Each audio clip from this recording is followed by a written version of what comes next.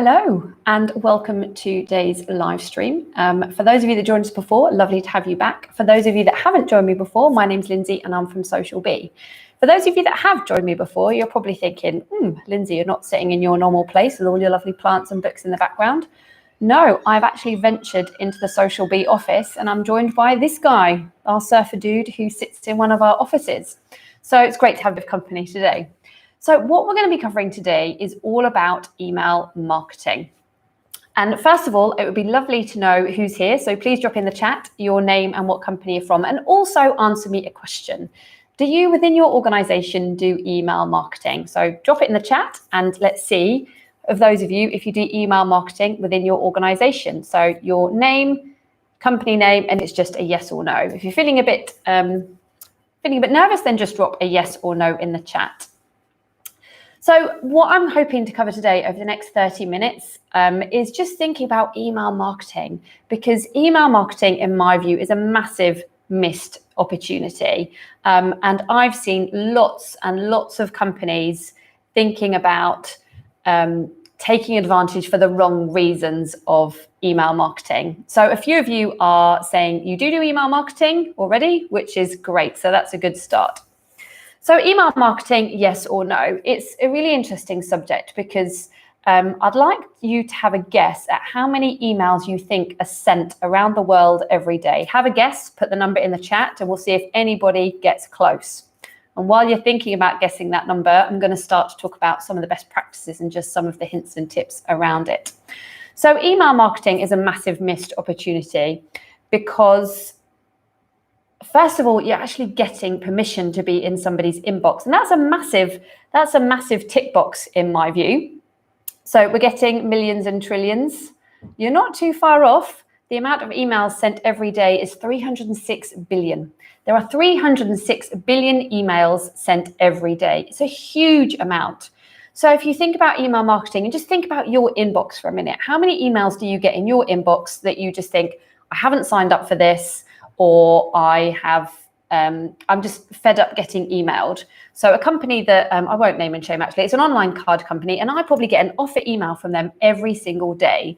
And I think you really don't get me as a customer, especially during COVID-19 and my intent. So I am purchasing more things online than ever before, much like every other person on this planet, but actually I'm not driven by sales. I'm not driven by offers. So what I want to share with you today is thinking about how email marketing can be used really strategic within your organization. So email marketing.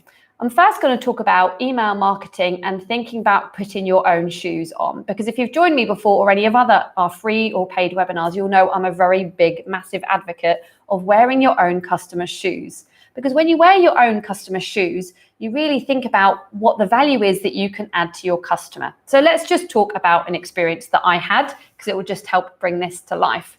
So there are lots of organizations out there. If you go, say you have a problem and you go to the internet, so whether it's trying to find some trainers for running, or whether you're trying to, I've been looking for skateboards recently, or I've been looking for SaaS products and services for my business. We go online to find solutions to problems or investigating things, whether that be for pleasure or for business use. But when we often land on a website, we're sometimes like, oh, I don't want to ring for a demo and I'm not ready to contact them yet. So what do? I don't know about you, but I often just sign up to the email and I think, actually, I can sign up for an email here. I'll do that and just see, it's my first step, and it's a good way to think about how that company can interact with me and how they can potentially start to nurture me, and if I want to use that company or not. But here's the first big missed trick in my book. When you see emails, if you look at your website now, have a look at your website if you've got a laptop in front of you, and just go to your website. And if you do have an email sign up box, what does it say? Does it just say sign up for our emails, or does it just say subscribe? What's the why? Why should people sign up to your emails? Give them value. Think about, okay, if people are on our website, they're clearly interested in us, whether it be a product or a service, but what's the value? What's the intention I can give them to get them to sign up? Because guess what? If you get people to sign up to your email box, first of all, it doesn't give permission to start emailing the pants off them. That's harassment and that's spam. And it's believed that about 49% of people believe emails in their inbox, they would classify them as spam. and I'll raise my hand and you'll probably raise your hand too. You probably feel like you get spammed an awful lot on email. I know I do. And I feel I get spammed is because I've given a company permission to email me 9 times out of 10. Obviously, there's companies that I haven't given permission to, but 9 times out of 10, I've probably gone onto a website and thought, actually, I'm really interested in their product or service, but I'm not ready to purchase right now, but I'm interested to start receiving emails from them on the pretense of what their email says their subscriber is going to get. So that's my first tip for today. Don't think about just trying to subscribe. Think about what value you can add them. And this links me into my second tip. My second tip is thinking about working backwards. So ultimately, emails do 3 things. They encourage people to buy from you, because ultimately that's what you want. They can encourage people to buy more from you. And they can also encourage people to buy different products from you, because never assume if a client's bought one product or service from you, they automatically think that they can buy another product or service from you. So the key thing with email marketing is to work backwards. So think about overall what you want to try and achieve with your email marketing. And ultimately, I know that what that's probably going to be, it's going to be to sell products or service. Yes, I get that. But none of us are on the internet and none of us want email marketing to be hard sold to. And this is where businesses often fall into that trap. They'll go, I've got their email address. Let's just email them every day with an offer, with a different offer, and see what sticks. Now, there isn't a time and a place for that. Let me give you an example. If you Google the company called Sport Pursuit, they are a company that was recommended by a training colleague of mine, and they sell discounted sportswear. So he knows I'm a big sports fan. He knows I love skiing, snowboarding, etc. So he said, Lindsay, you should sign up to this website because it's where the big brands like Salomon, Marmot, all the big type brands you would recognize that are normally blooming expensive, sell their gear when it's end of line or it's like a test product that they don't want to sell. So it is a discounted website. So I know when I go on that website and I sign up, I am going to get offers. That is the whole pretense of what they offer and what they provide. So they're doing the right thing. So I get emails from them sometimes twice a day, sometimes once a week. It depends what they've got on offer, but they email all of their database with their latest offers.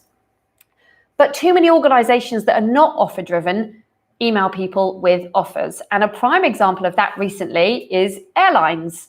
So if any of you have traveled, not necessarily in the last 6 months, but if any of you traveled last year, whether it be for social or for business, you will probably be on someone's email database, whether that be Jet2, Ryanair, Vueling, subject to where you are in the world. It's a huge database of people. The airlines are thinking, oh my goodness, you can travel. What's the first thing they've been emailing you? Well, the first thing they've been emailing me is an offer like buy one, get one free from Jet2, or now's time to hit the beach. But they haven't really thought about me as a consumer or me as a customer. So let me give you an example of a good example of email marketing done by an airline right now. KLM. Now, KLM is very good at their digital marketing, and I have their app on my phone and I get emails from them, but they haven't once emailed me an offer. And the reason they haven't emailed me an offer is because they know that it's not about traveling for price at the moment. It's about safety. So they emailed their database. I got the email, I think it was last week or the week before, and their email, I can't remember what their email subject said, but they covered a few things in their email marketing. First of all, it was telling me where they were actually now able to travel. The second thing they were telling me is if you are traveling, these are the requirements that you require for each country. And the third thing that they were telling me is how they're maintaining their health and safety on their plane. So they emailed all their database, and the reason they emailed their database is because they know that their database will either be traveling, will be clients, or will be looking at travel. So they signed up to their email list, whenever that might be, for consumer or for business. But they know that the intent of that person is that they used to travel, and if they were going to travel again, it's not about price. You could be selling me a free plane ticket right now. I am not getting on any plane right now unless I know the health and safety, what requirements it is to get into a country, and what's going to put my mind at ease. So KLM have been very good at thinking about the intent of the person and thinking about how to email that person correctly, where lots of the other airlines have just driven on price, and it's not a price thing. Don't get me wrong, I know it's a really hard time for businesses right now. There isn't one business around the world that hasn't been affected by COVID, but just starting to, sell things on offer is not a good thing to do. And here's another example. Actually, it landed in my inbox about half an hour before this session. And I was like, I'm going to mention this. So LinkedIn emailed me. And for those of you that are on LinkedIn, you probably get emails from them. You know, they've got great hints and tips. But they emailed me about half an hour ago, and it said, have you updated your LinkedIn profile to help you get found for a job? And it will really help job recruiters. Well, they've assumed that just because I'm on LinkedIn, and we're in 2020 here, like LinkedIn's been around a long time, and I know they're always late to the party in development, but they haven't segmented their database. What they should be looking at is they know that lots of people are updating their LinkedIn profiles saying available for work or opportunities for work. Why are they not emailing that segment of their audience and giving them hints and tips and saying, make sure you update your profile, here's some hints and tips. They looked at my profile, they would see I've been in my role for 12 years. I'm a CEO, so I'm probably not likely to be looking for a job, but I'm not saying that's not the case. But they've just blanket emailed people with one email. So totally irrelevant. So just getting back to my main point is work it backwards. Think about why people are signing up to you and focus on value. Do not focus on sales unless you are someone like Sports Pursuit that is all about the sale and it's all about the offer. So that's really important in terms of thinking about how to get people that aren't necessarily buying from you right away. And I'm going to cover more of that. And then we're going to move on to some of the other hints and tips of transactional emails. For those of you that just joined us, thank you for joining us today. My name's Lindsay and I'm from Social Bee. And we're talking very much about email marketing today and hopefully leaving you with some hints and tips this afternoon. But we're just in the midst of talking about working your journey backwards. So thinking about not just putting a subscribe button on your website, but thinking about what value you're going to add to that person. But more importantly, thinking about working it backwards. So thinking about actually, what do I want that person to do? Ultimately, I know I want them to purchase.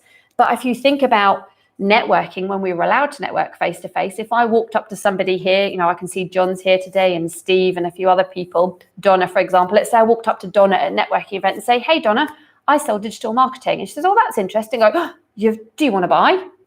That's how email marketing comes across if you are not listening to your audience and not focusing on the journey. So really think about adding value to your audience and taking them on a journey.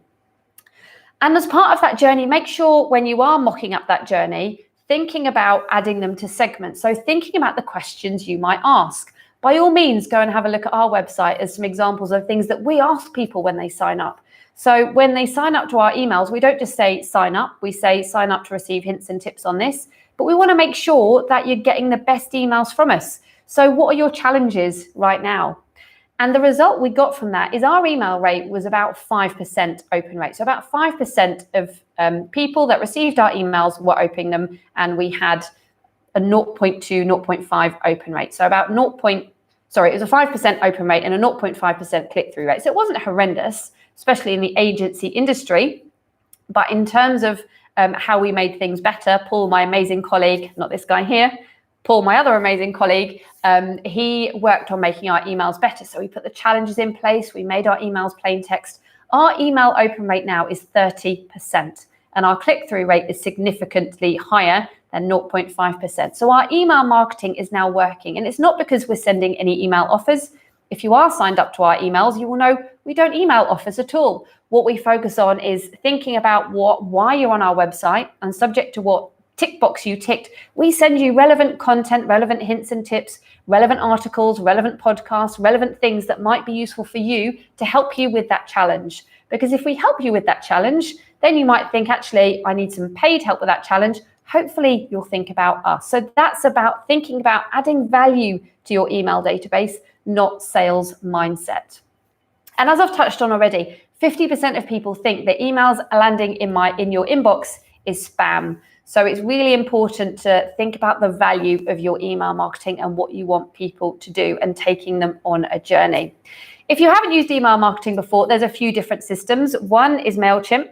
A second one is Campaign Monitor. You also have a great system by Pat Flynn called ConvertKit, which comes highly regarded as well. But if you start to map out the journey of people from a non-purchasing point of view, so they're not ready to purchase, but they're ready to sign up to get more information from you. So they clearly have a little bit of intent.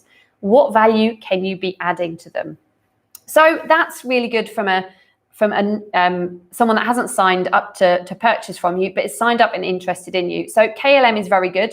Another good example of an email that I personally received in the last couple of months is from Neil's Yard. Now, for those of you who have attended any of my content stuff before, you know I'm a big Neil's Yard fan. But the reason I'm a big Neil's Yard fan is because they get me as a target audience. So they get I'm interested in natural products. They get that I'm really not fussed about lots of skincare products. I'm just trying to, get my job done in terms of moisturizer and stuff. And they really target me with content.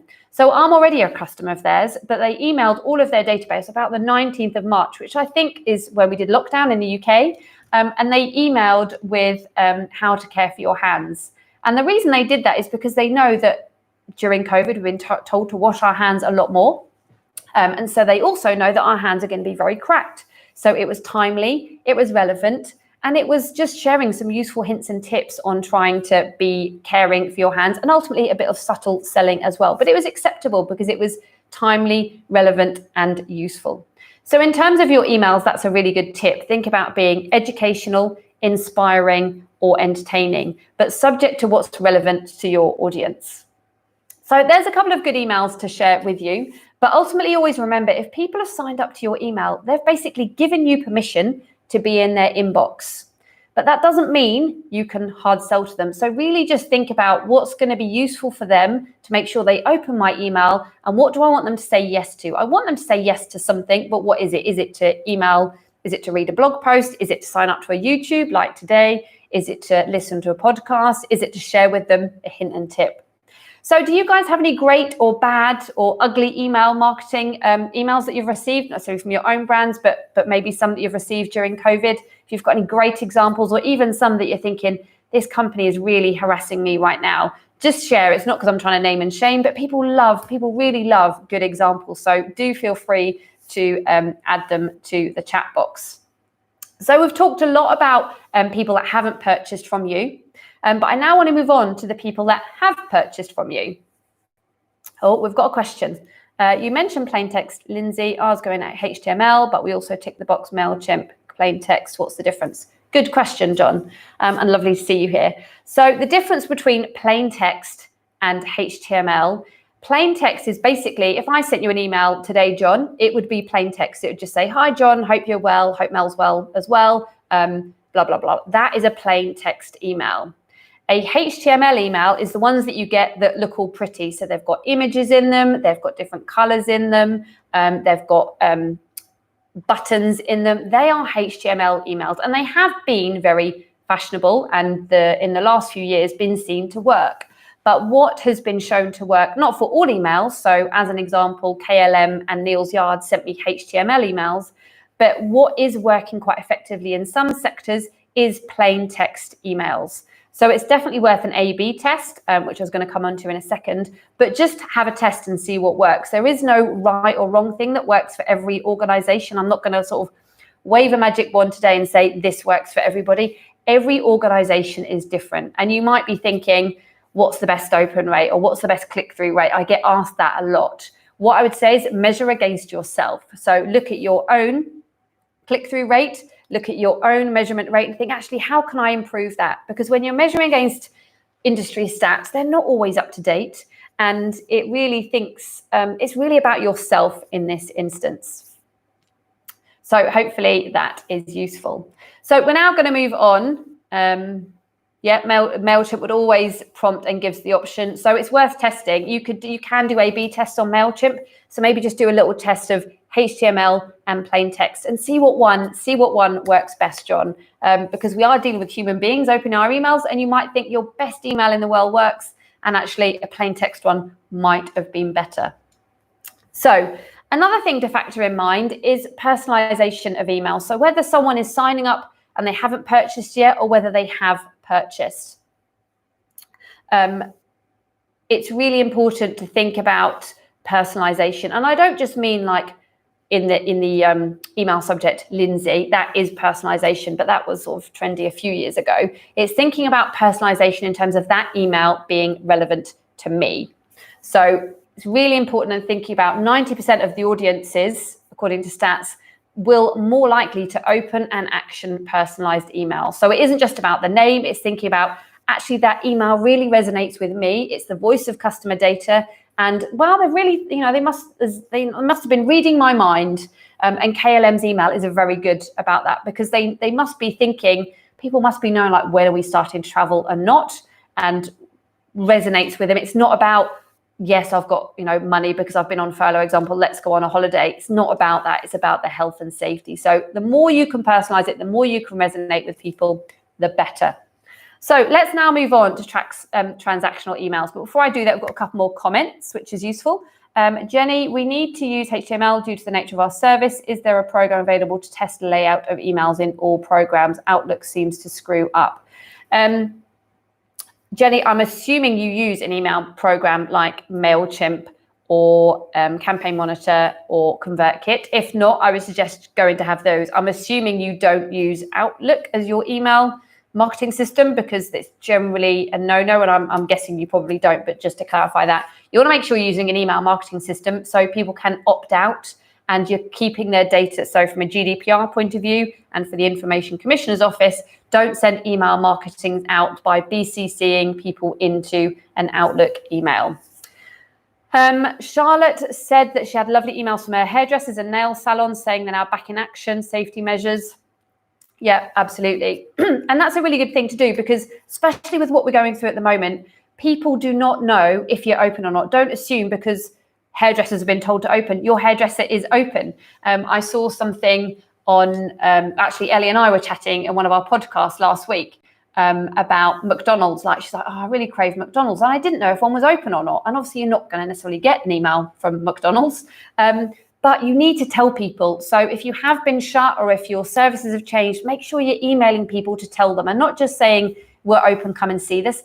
Give them a reason or give them an excuse. And also, like Charlotte's highlight from her hairdressers and her nail salon and the airlines, tell people the safety measures, because they're the things that are most likely to tempt people out, which is good.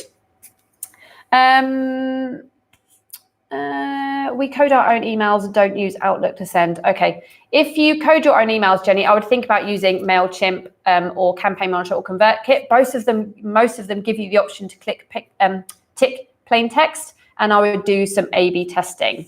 Chairman Church, I've received 43 emails today, but my spam filter has taken 46 more. Any advice on getting emails past spam filters? Well, that's a very good question. There is I could do a whole other YouTube live on getting people past spam filters.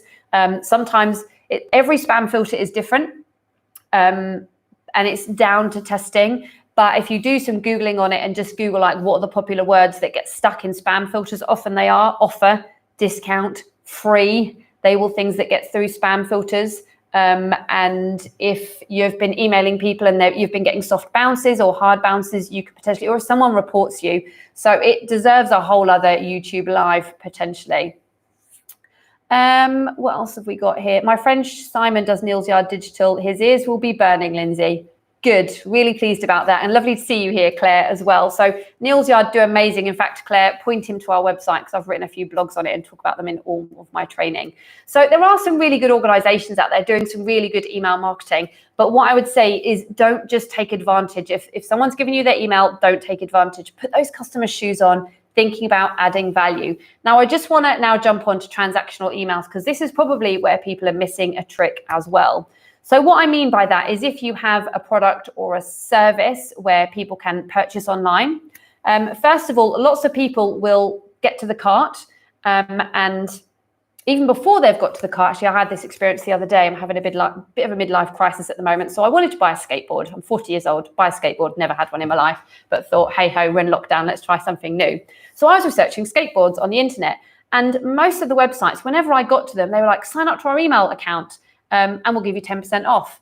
Well, I was probably going to buy a skateboard anyway. So they're trying to get my email and give me 10% off. But what they could have actually done is had my email and me pay full price. So think about the user journey. Don't automatically think, if you're on a transactional website, pop up with an offer. Think about maybe popping up in a couple of minutes time, or use some software, which if people move to the X on their laptop or their computer, do a pop-up then of adding value. So whether it be, discount or sign up for hints and tips.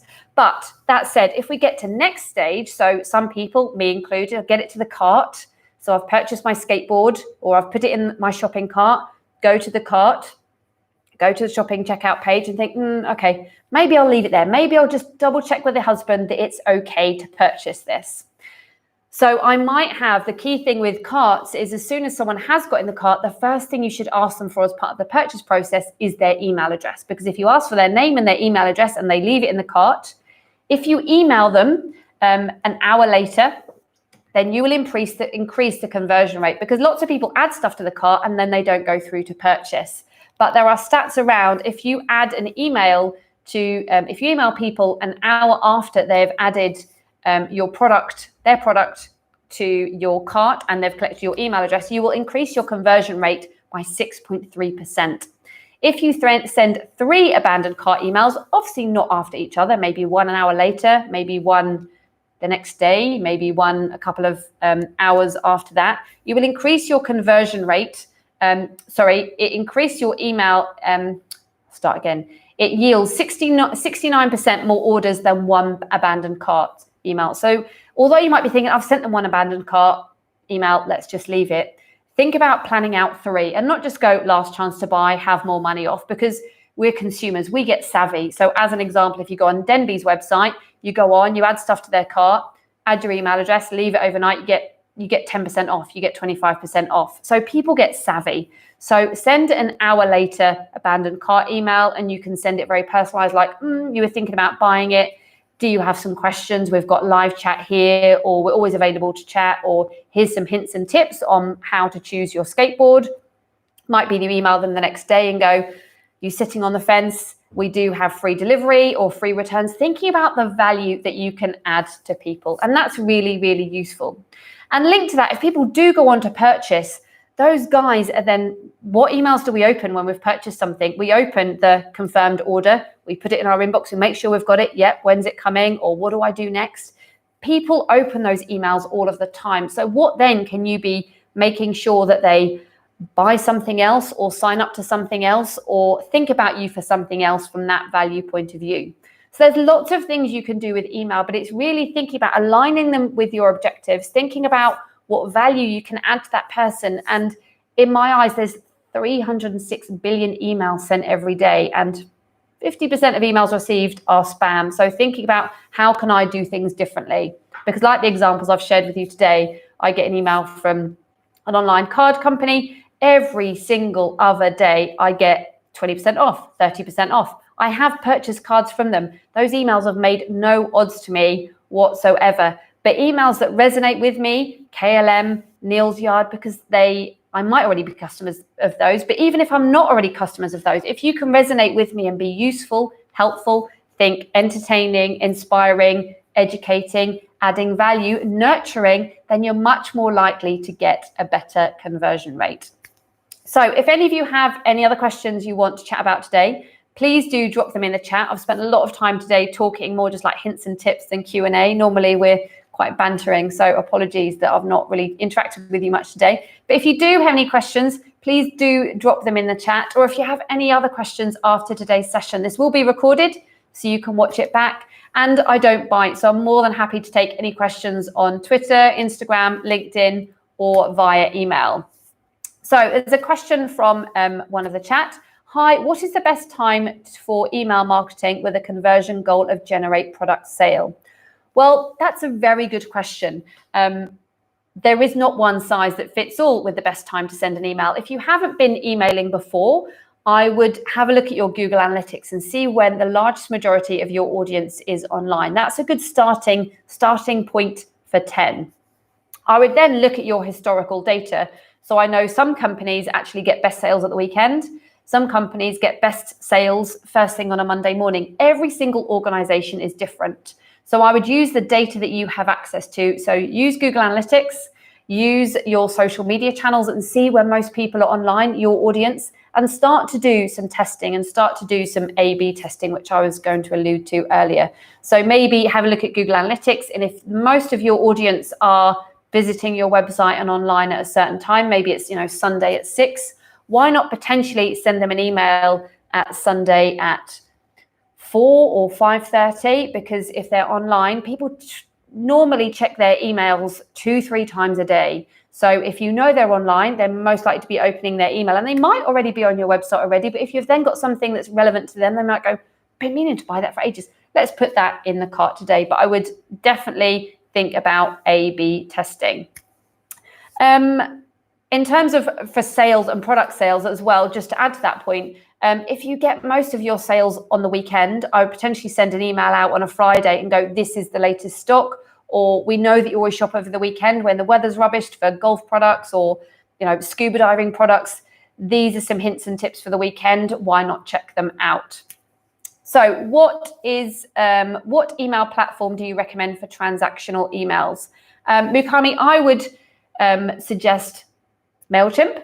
I would suggest ConvertKit, or I would suggest Campaign Monitor. They're all very different email marketing channels, if I'm honest. They all integrate with WordPress. A lot of them integrate with Shopify. A lot of them integrate with Magento as well. So they all integrate within your system. And it's really important that you make sure that your email marketing system integrates with your with your website platform, with your account system, because if not, you're going to be sitting here on your laptop all day being an admin person, moving the data from A to B.